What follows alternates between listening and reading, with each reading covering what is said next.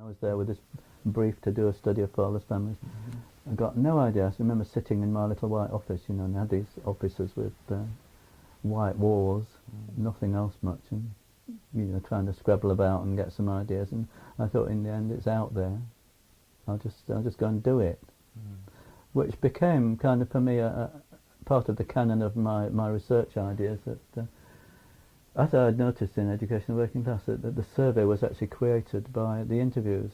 It started with the interviews, and the theory was kind of grafted on at the end, with a few weeks in the library. So, you know, I got this idea that you generated the surveys out of the people. You generated not the survey, but you generated the book or the project. So does that mean that you? So I then went out and did these. Yeah. The first interviews are more experimental. Is that what you're saying? Well, except I never used to go back and revisit. But I was very struck in that doing that Mothers Alone study, and the first version of it was quite different from the others, because I wanted to bring the people out much more, you know, and to have individuals, named individuals, who could be linked through the text so that they became people, rather than isolated quotes that couldn't be linked elsewhere with some kind of, you know, a divorced woman said and so on.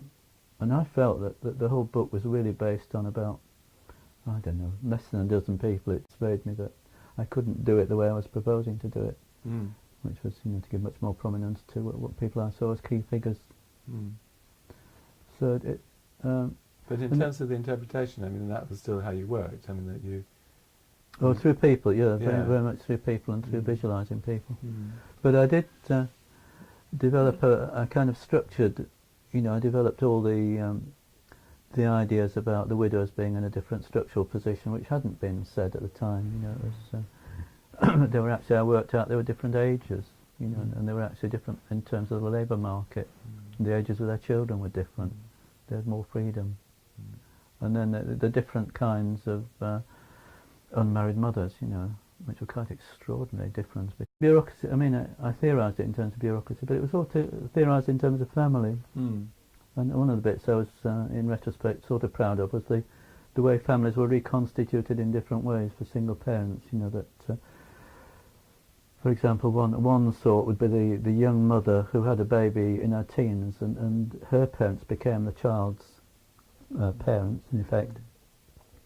And the young woman kept on her single status, went out to work and so on, and behaved like a single woman, and then you got disputes about responsibility for the child. And another case where a woman had a child and she had a brother, and he became the father. You know, so there's a page of diagrams of that about reordered families, that, you know, which is I think an interesting kind of model of it. You didn't come across family systems theory. I suppose that's later that influence came in, isn't it? Because that's got quite a lot of that kind of. I mean, different literatures were hermetically sealed with what they call trained incompetence of academic specialisation, which, as you know, as you're observing yourself, still goes on.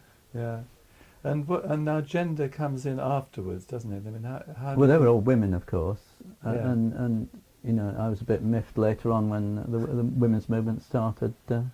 You know, in the early 70s, claiming that only women could interview women and all that feminist research and bollocks, you know. You don't accept the idea that only women well, how could women. I, you know? I mean, I'd had women writing to me saying, you know, that you've absolutely caught my story.